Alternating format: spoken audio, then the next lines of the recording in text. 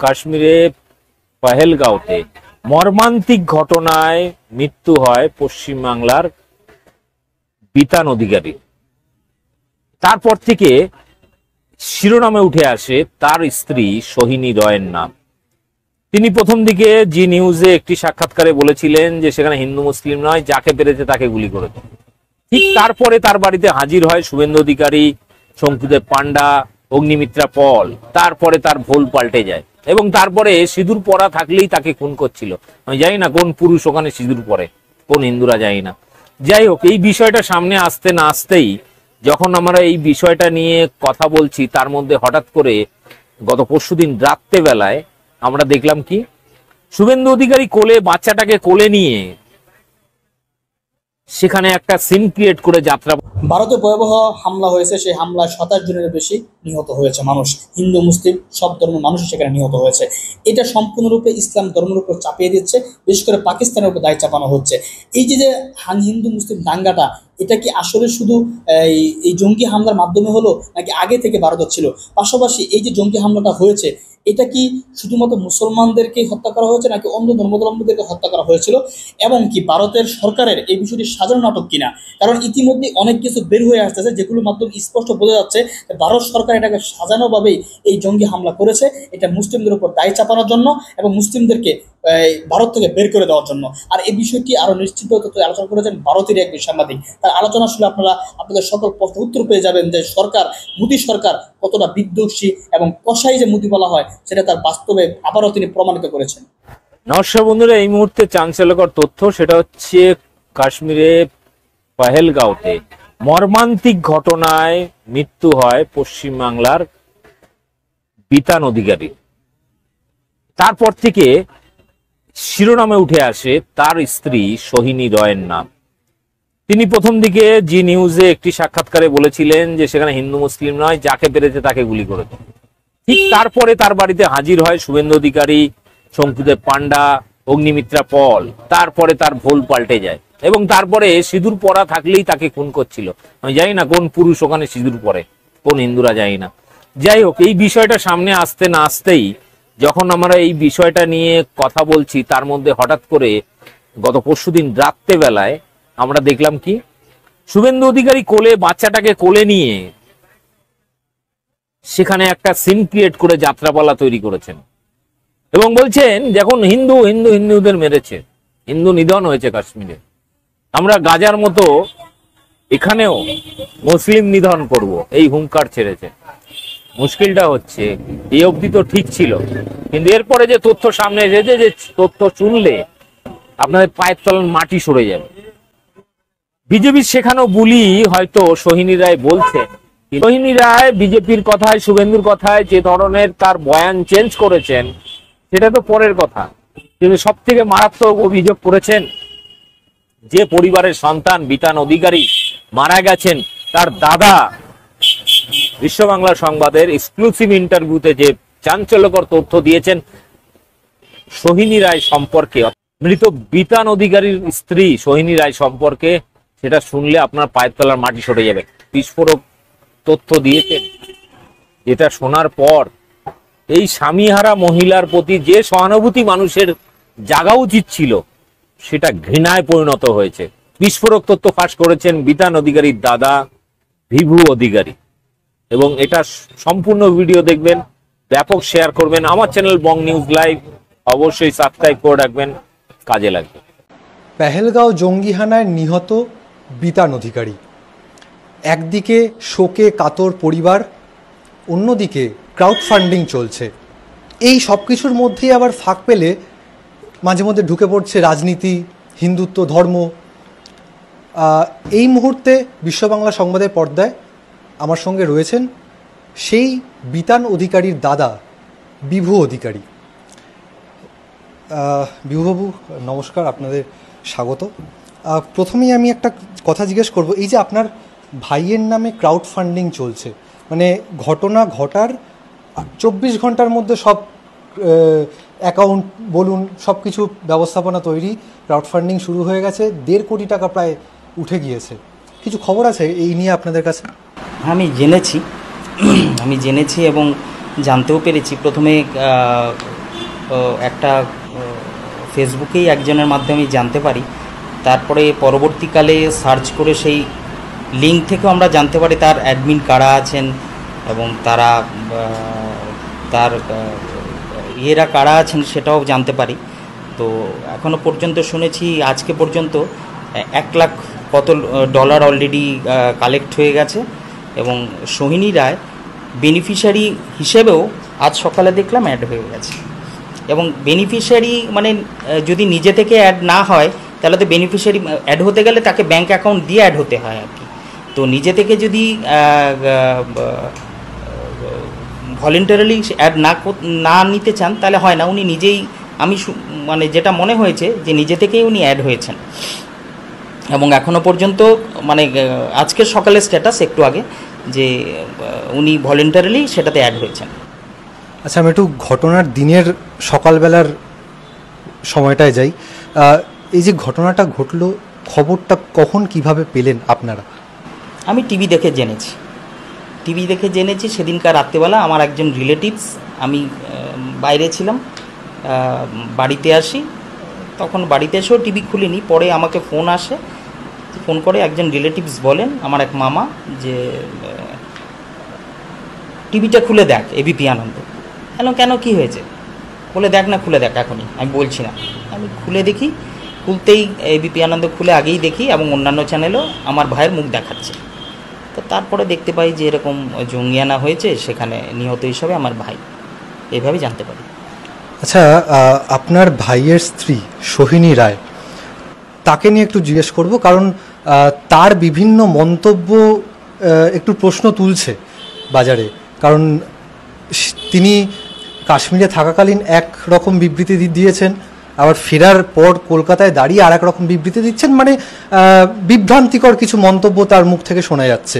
তো তাকে নিয়ে যদি একটু প্রশ্ন করি, তার পরিচয়টা যদি একটু দেন। তার পরিচয় বলতে গেলে ইতিহাস হয়ে যাবে। ইতিহাসটা এই রকম যে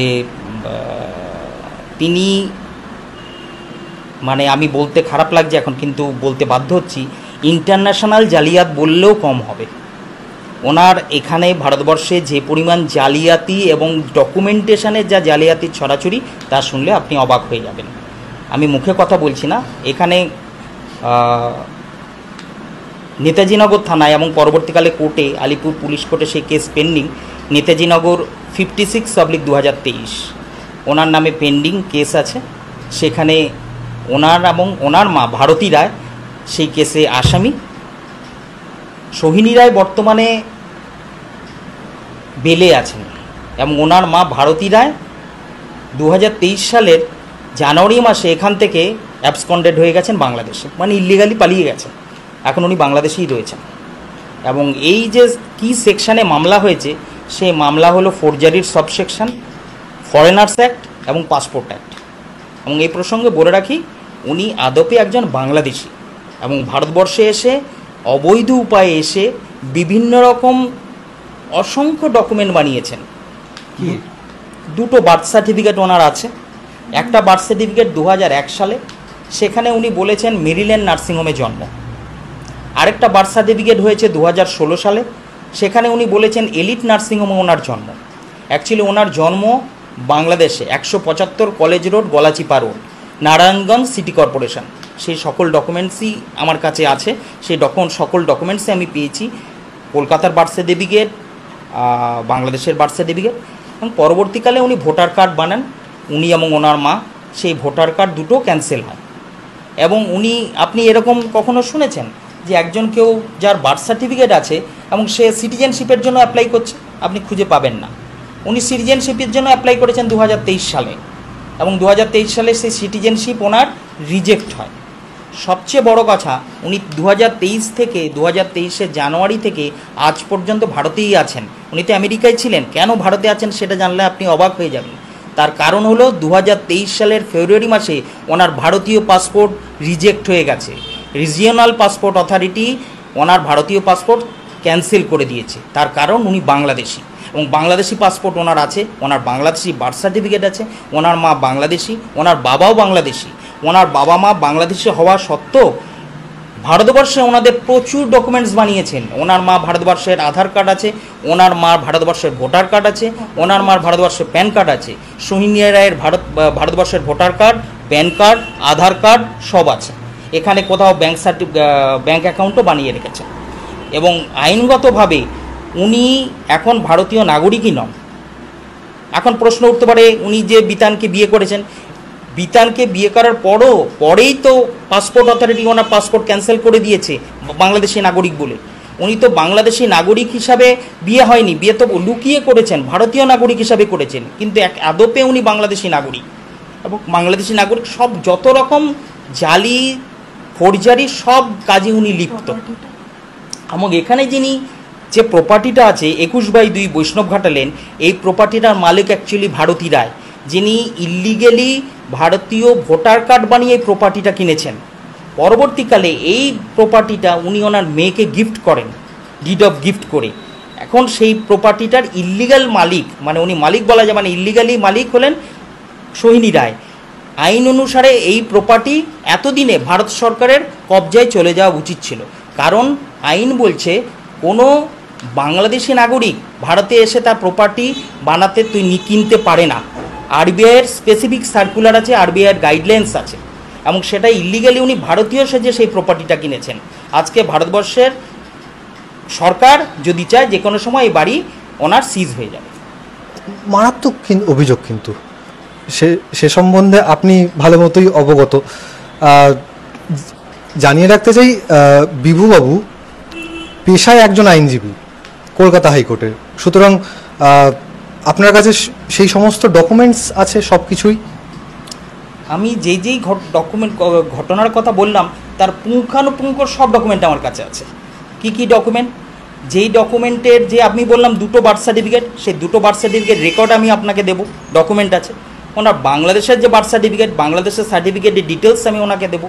ওনার মা যে বাংলাদেশি, সে বাংলাদেশের যে এনআইডি কার্ডের কপি আমি দেব। ওনার মা যে বাংলাদেশে এখন যেখানে আছেন সেই বাংলাদেশের ওই বাড়ির ইলেকট্রিক বিল আমি আপনাকে দেব।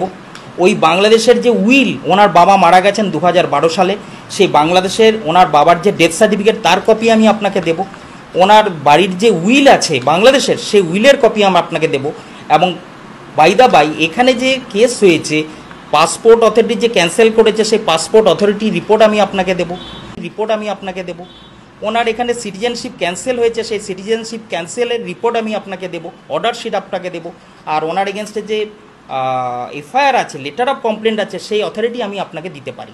এবং এই ডকুমেন্টস থেকে আপনার কাছে একদম ক্লিয়ার হয়ে যাবে আমার বক্তব্যের সঙ্গে, আপনি যদি ওই ডকুমেন্টগুলো মিলিয়ে দেখেন। ঘটনাটা ঘটলো সোমবার, তারপর থেকে বিভিন্ন সংবাদ মাধ্যম তাদের কাছে গেছে, সোহিনীর কাছে গিয়েছে। কাশ্মীরে থাকতেই বিভিন্ন সংবাদ মাধ্যম, সর্বভারতীয় সংবাদ মাধ্যম তার কথা তুলেছে। সেখানে একবার কাশ্মীরে থাকতে উনি বলেছেন যে ঘটনার বর্ণনা দেওয়ার সময় যে নির্বিচারে গুলি চালিয়েছে, কোনো ধর্ম দেখেনি, ধর্মের প্রশ্ন তোলেনি। আবার কলকাতায় ফিরে আসার পর তিনি একটা কথা বলছেন, মানে বিশেষ করে বিরোধী দলনেতা, আমাদের রাজ্যের বিরোধী দলনেতা শুভেন্দু অধিকারীর সামনে দাঁড়িয়ে তিনি বারবার করে বলছেন যে আমার সিকিউরিটি দরকার।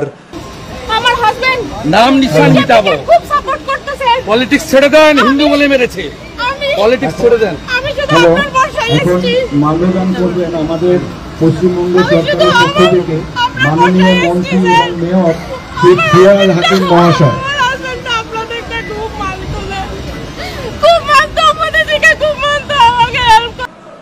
আমার এবং আমার ছেলের সিকিউরিটি দরকার, জোর করে হিন্দু বলেই মেরেছে, এই বিষয়টাকে কীভাবে দেখছেন? অ্যাকচুয়ালি দেখুন, আমি আগেই বললাম যে সোহিনী একদমই ট্রাস্টওয়ার্থি নয়, তার কথা আপনি ট্রাস্ট করতে পারবেন না। তো আমিও দেখেছি প্রথম বাইটে উনি বলেছেন যে হিন্দু মুসলমান ওইভাবে কিছু করেনি। তারপরে আপনি অনেকগুলো বাইট দেখবেন, বিভিন্ন বাইটে বিভিন্ন রকম বলেছে। মানে অ্যাকচুয়ালি দেখুন, এটা তো ঘটনা যে আমার ভাই ওখানে নির্মমভাবে ওকে হত্যা হয়েছে, কিন্তু হত্যার পরিপ্রেক্ষিতে ঘটনাটা কিভাবে ঘটেছিল তার একমাত্র সাক্ষী তো উনি। তো আমার ঘটনা হলো উনি যেটা সত্যি যা ঘটেছে সেটা বলবেন। তো বিভিন্ন সময় বিভিন্ন রকম কথা বলার কোনো তাৎপর্য আমি খুঁজে পাই না। তো প্রথমে উনি একরকম বলেছেন, তারপরে পরবর্তীকালে আমি দেখলাম এয়ারপোর্টে নেমে উনি বলেছেন যে হিন্দু মুসলমান এই ঘটনাগুলো বলেছেন, এবং উনি প্রথমে বলেছেন হিন্দু মুসলমান এখানে কিছু বাঁচেনি, পরবর্তীকালে উনি স্টেটমেন্ট চেঞ্জ করছেন বারে বারে। আপনি 3 দিন পরে আবার যান, দেখবেন আবার অন্যরকম একটা স্টেটমেন্ট চেঞ্জ করে বলবেন। মানে অ্যাকচুয়ালি কি ঘটনা ঘটেছে আমি জানি না। আমার মনে হয়, আমার যেটা ব্যক্তিগতভাবে মনে হয় যে মানুষের সত্যটা তখন স্পন্টিনিয়াস প্রথম যেদিন বেরিয়ে এসেছিল সেটাই আমার মনে হয় সত্যি, যে ওখানে নির্বিচারে গুলি চালিয়েছে, মানে কোনো কিছু দেখেনি, গুলি চালিয়েছে। বা তারপরে অনেকের ঘটনা শুনে বা কীভাবে বাকি ঘটনাগুলো আমার মনে হচ্ছে ওনার আফটার থট। আচ্ছা, এই ঘটনার পরিপ্রেক্ষিতে আর্থিক ক্ষতিপূরণ নিশ্চয়ই সরকার দেবে, তা সেই আর্থিক ক্ষতিপূরণটা আপনার কি মনে হয় কার হাতে পড়া উচিত? সোহিনী রায় বিতান অধিকারীর স্ত্রী হিসেবে, নাকি বিতান অধিকারীর বাবা মার কাছে, মানে আপনার বাবা মার কাছে? না দেখুন, যদি আইনগতভাবে দেখেন সোহিনী রায়ের এখন ভারতে থাকার কথাই না, উনি বাংলাদেশে ডিপোর্ট হয়ে যাওয়ার কথা। উনি বাংলাদেশি নাগরিক, ভারতীয় নাগরিক হিসাবে কোনো কম্পেনসেশনই ওনার পাওয়ার কথা না। আমি খুব কঠোরভাবে বলছি, যদি আইনগতভাবে দেখেন এই ব্যাপারটা হয়তো অনেকে অনেক রকমভাবে দেখবেন। আমি বিশ্বাস করি এর সম্পূর্ণ কম্পেনসেশন তার বাবা মার কাছে যাওয়া উচিত, এবং সেক্ষেত্রে বাবা মার মাধ্যমে যদি তার যে তার ছোট বাচ্চার স্ট্যাটাস নিয়েও আমি খুব সন্দিহান কী হবে। তার কারণ হলো সোহিনী ভারতবর্ষের সিটিজেন না, সে এখন বাংলাদেশের সিটিজেন, এবং ন্যাচারালি আবার তার যে বাচ্চা সে আমেরিকায় জন্মেছে। মানে এই পুরো ব্যাপারটাই একটা গুলিয়ে গেছে, মানে আজকে যদি ভারত সরকার সত্যি স্ট্রিক্ট হতো তাহলে সোহিনী রায় ভারতে থাকার কথাই না, সোহিনী রায় এতদিন বাংলাদেশে ডিপোর্ট হয়ে যাওয়ার কথা। কিছু কিছু মহল বলছেন যে মৃত্যু নিয়ে রাজনীতি করা উচিত নয়, কিন্তু মৃত্যু নিয়ে তো রাজনীতি হচ্ছে। কারণ ইংরেজিতে একটা কথা আছে যার আক্ষরিক অর্থে বাংলাতে যার অর্থ হচ্ছে অরাজনৈতিক কিছুই নেই এই দুনিয়ায়। তাই জন্য মৃত্যু একটা মর্মান্তিক মৃত্যু, জঙ্গি হানায় নিছকই ভূস্বর্গ ভ্রমণে গিয়ে জঙ্গি হানায় মৃত্যু হয়েছে বিতান অধিকারীর। কিন্তু তারপরেও রাজনীতি কি থামছে? ধর্ম, রাজনীতি, হিন্দুত্ববাদ কিছুই কিন্তু থেমে নেই। কারণ ওই যে আবার একটু কিছুক্ষণ আগেই বললাম, অরাজনৈতিক কিছুই হয় না। ক্যামেরায় দেবস্মিতের সঙ্গে দেবনী। এবং পাকিস্তান ভারতীয় এক সেনাকে গ্রেফতার করেছে। যখন ভারত পাকিস্তানকে প্রতিশোধ নেবে ঘোষণা দিয়েছে, তখন পাকিস্তান উল্টো ভারতের উপর গুলি চালিয়ে বসল। তবে কি দু দেশের মধ্যে যুদ্ধ শুরু হচ্ছে? চলুন এই বিষয়ে বিশেষ কিছু তথ্য জানাবো আজকের ভিডিওতে। পাকিস্তানের পাঞ্জাব প্রদেশের ফিরোজপুর অঞ্চলে বিএসএফের এক জওয়ান পাকিস্তানে প্রবেশের সময় তাকে পাকিস্তানের রেঞ্জার্স টিমের পক্ষ থেকে গ্রেফতার করা হয়। তিনি অনেকটা গোপনীয়তা অবলম্বন করে পাকিস্তানে প্রবেশ করতে চেয়েছিলেন। বলা হচ্ছে তিনি হয়তো বিশেষ কোনো কারণে পাকিস্তানে ঢুকে কোনো ষড়যন্ত্র বাস্তবায়ন করতে চেয়েছিলেন, কিন্তু পাক রেঞ্জার্স টিম তাকে সে সময় গ্রেফতার করে ফেলে। অর্থাৎ খেলার শুরুতেই একজন লাল কার্ড খেয়ে গেল ভারতের। এখন ভারত বলছে যে তিনি ভুল ক্রমে প্রবেশ করেছেন, অর্থাৎ তিনি সীমান্তটা সেভাবে বুঝতে পারেননি, অথবা তিনি দু দেশের যে সীমান্ত এরিয়া এটাকে অজ্ঞতাবশত এড়িয়ে গেছে। কিন্তু পাকিস্তান বলছে যে না, পাকিস্তানের ভেতরে কোনো ষড়যন্ত্র করতে বিএসএফ জওয়ান প্রবেশ করেছিল। এখন ভারত কী জবাব দেবে? অর্থাৎ খেলা শুরুর সঙ্গে সঙ্গে পাকিস্তানের পক্ষ থেকে ভারতের একজন কট খেয়ে গেল। দ্বিতীয় গুরুত্বপূর্ণ খবরটি হলো, এবার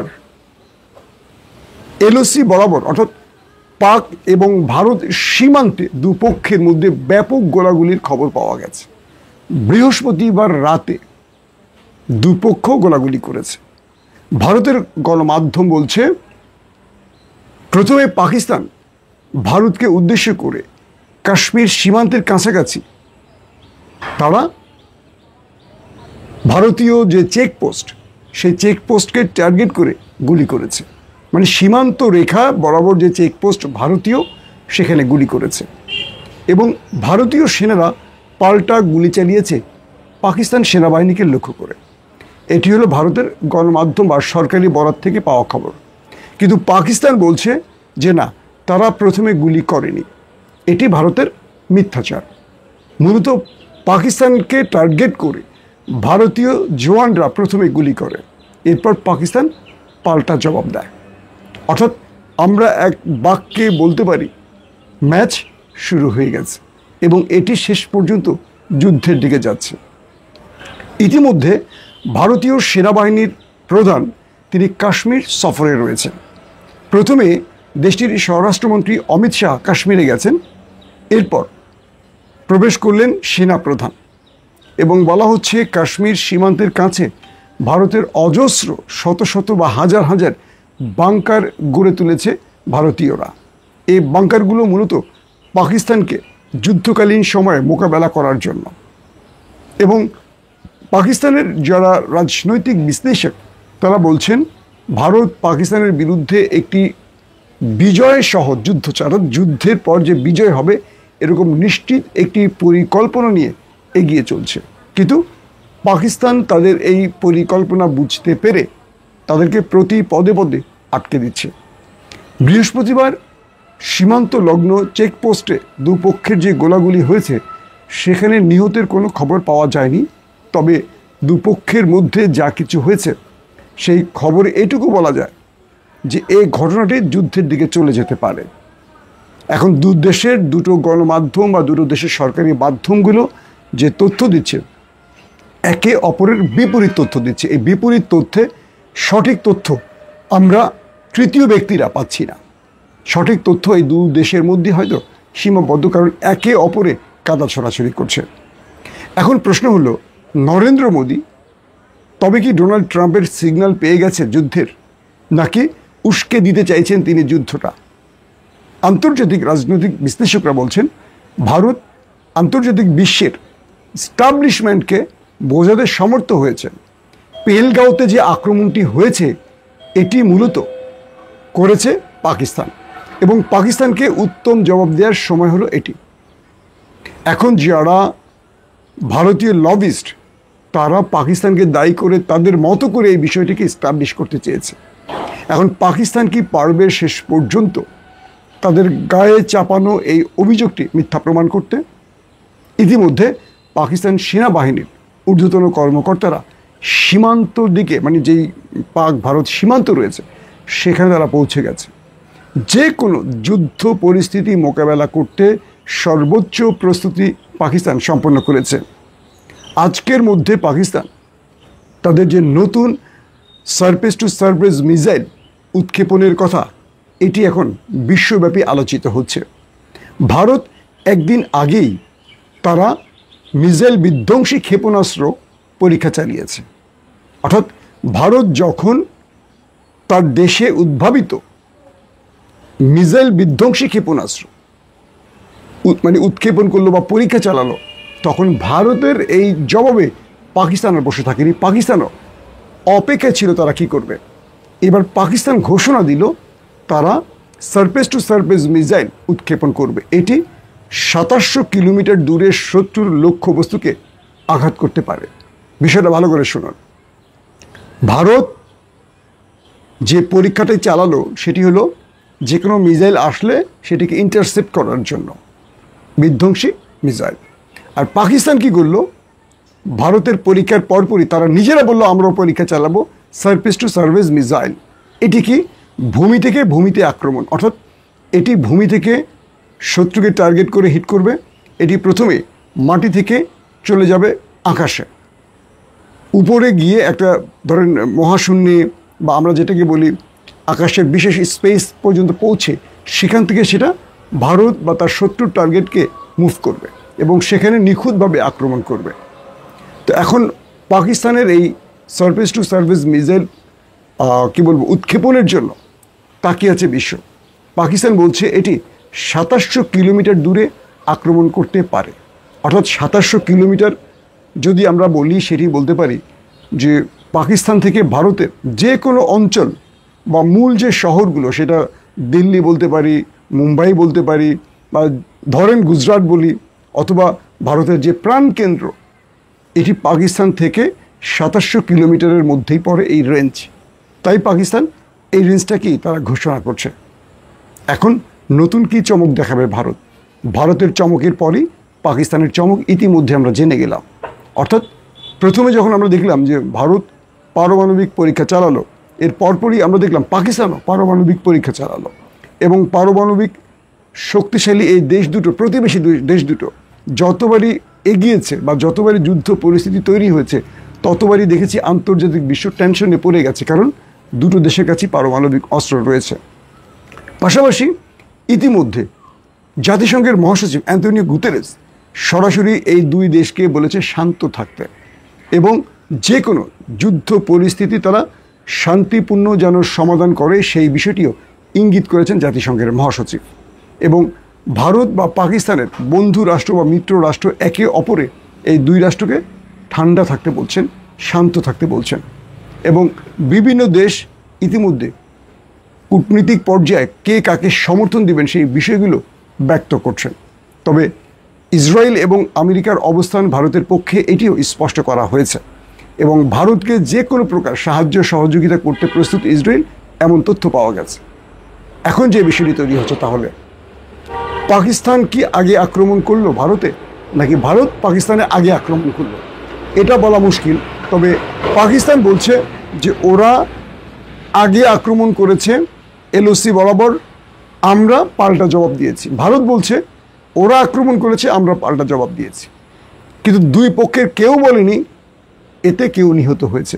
তবে ভারতের পক্ষ থেকে বলা হয়েছে কাশ্মীর বরাবর পাকিস্তানের যে সীমান্ত, সেখান থেকে স্থানীয় জনগণকে সরিয়ে দেয়া হচ্ছে দ্রুত।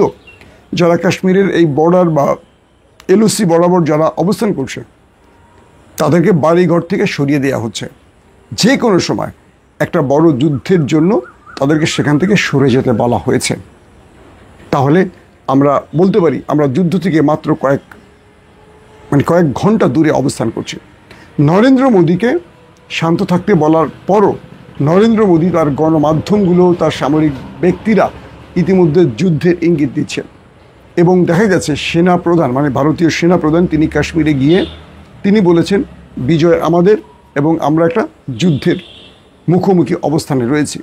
কিন্তু কয়েকটি বিষয় নতুন করে আবার আলোচনায় আসছে সোশ্যাল মিডিয়াগুলোতে। পেহেলগাঁওতে যে ঘটনাটি ঘটল, এর জন্য আসলে দায়ী কে? নিরপেক্ষ তদন্ত ছাড়া ভারত পাকিস্তানকে দায়ী করছে, কিন্তু সেখানকার জনগণ যারা পর্যটক ছিলেন, যারা বেঁচে ফিরেছেন, তারা বলেছেন অনেকগুলো বিষয়। তারা বলছেন এটি ভারতীয়রা করে পাকিস্তানকে দায় দিচ্ছে।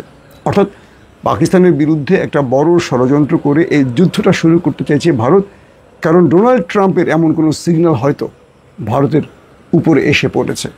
নরেন্দ্র মোদী যতবারই ক্ষমতায় এসেছেন, আপনারা যদি কাশ্মীরের হিস্ট্রি দেখেন, যতবারই কাশ্মীর ইস্যুতে পাক ভারত উত্তেজনা সৃষ্টি হয়েছে, গোলাগুলি হয়েছে, যুদ্ধ হয়েছে, প্রত্যেকটা বিজেপি সরকারের আমলে হয়েছে। আপনারা একটু ভালো করে স্টোরি দেখবেন, প্রত্যেকটা বিজেপি সরকারের সময় হয়েছে। আপনারা আমার স্ক্রিনশটে হয়তো দেখতে পাচ্ছেন কিনা, তো দেখবেন বিজেপি ক্ষমতায় আসলে বিজেপি সবসময় এই রাজনীতিটা করে। তারা যখনই কোনো আন্তর্জাতিক চাপে পড়ে, কোনো প্রেশারে পড়ে, বা যখনই তারা ক্ষমতা হারানোর ভয় পড়ে, অথবা তারা যখনই মনে করে যে দেশের মধ্যে তাদের জনপ্রিয়তা কমতে থাকে, তখনই তারা টার্গেট করে পাকিস্তানকে। এটা ইমরান খান স্পষ্ট করে বলেছে যে নরেন্দ্র মোদী পরাজিত হলেই পাকিস্তান তাকে বিজয়ী করে, অর্থাৎ পাকিস্তানকে দিয়ে তিনি রাজনীতিটা বাঁচিয়ে রাখে। যেমন বাংলাদেশের শেখ হাসিনা বরাবরই রাজনীতিটা করে জামাত ইসলামের ঘাড়ে বন্দুকটা রেখে, কিছু হলেই জামাত ইসলাম, কিছু হলেই জামাত ইসলাম। কীভাবে বিজেপির টার্গেট হয় পাকিস্তানকে টার্গেট করে ক্ষমতায় টিকে থাকা, এবং তাদের গণমাধ্যমগুলো যেভাবে মিথ্যাচার করছে, ন্যারেটিভ তৈরি করছে, এবং সেই ন্যারেটিভের আলোকে বিজেপি সরকার যেভাবে পাকিস্তানের বিরুদ্ধে অ্যাকশন নিতে যাচ্ছে, শেষ পর্যন্ত পারমাণবিক সমৃদ্ধ এই দেশ দুটো দক্ষিণ এশিয়াতে কি ভয়ঙ্কর আগুন জ্বালায়। দর্শক, আপনারা দেখলেন আলোচনা। এখানে এমনি কিন্তু ভারতের সাংবাদিক, আমি এর আগে তার কয়েকটা আলোচনা দেখিয়েছি আপনাদেরকে যে কিভাবে এটাকে প্ল্যানিং করে কাজ করা হয়েছে, এবং সেখানে যে সেনা সদস্য আগে থেকে তুলে নেওয়া হয়েছিল, এখন যেই একজন মহিলার কথা বলেছিলেন তার স্বামী নিহত হয়েছে, তাকে বুমবাং বুঝিয়ে এখন তাকে আবার তাদের পক্ষে নিয়ে বিভিন্ন কিছু বলানো হচ্ছে, অর্থাৎ সবকিছু মুসলমানদের উপর দায় চাপানো হচ্ছে। আসলে ভারতের মানুষের থেকে আমরা ঘৃণা করি, ঠিক আছে, কিন্তু আসলে শুধুমাত্র বিজিবিকে দিয়ে কিন্তু ভারতের পুরো সাধারণ দেশের জনগণের বিচার করলে চলবে না। এই যে সাংবাদিক ভাই আর তার মতো আরো অনেকেই আছেন যারা বিষয়টি বুঝতে পারছেন, তারা বিষয়টি উপলব্ধি করতে পেরেছেন যে আসলে এটা মোদী সরকারের একটা সাধারণ নাটক ছিল। এবং এটা আমাদের আসলে ভুল ধারণা যে বিজিবির মাধ্যমে আমরা ভারতকে নির্ণয় করি, কারণ তারা ক্ষমতায় আছে। কিন্তু ভারতে আরো অনেক হিন্দু ধর্মাবলম্বী ভাই বোনেরা আছেন যারা আসলেও ইসলামকে বুঝে এবং ইসলামকে জানে, এবং তারাও বিশ্বাস করে যে কোনো ধর্মেরই মানুষ আসলেও কোনো ধর্মের মানুষকে এভাবে হত্যা করতে পারে না। তারা হত্যা করেছে, তারা কোনো ধর্মের নয়, এবং এটাই তাদের ধর্ম, মানুষ হত্যা করা, এবং তারা অপরাধী, তারা সন্ত্রাসী, এটাই তাদের পরিচয়, তাদের কোনো ধর্মীয় পরিচয় নাই। তো প্রিয় দর্শক, এই সাংবাদিক ভাইয়ের আলোচনা শুনেছেন, শুনে আপনার মন্তব্য করবেন।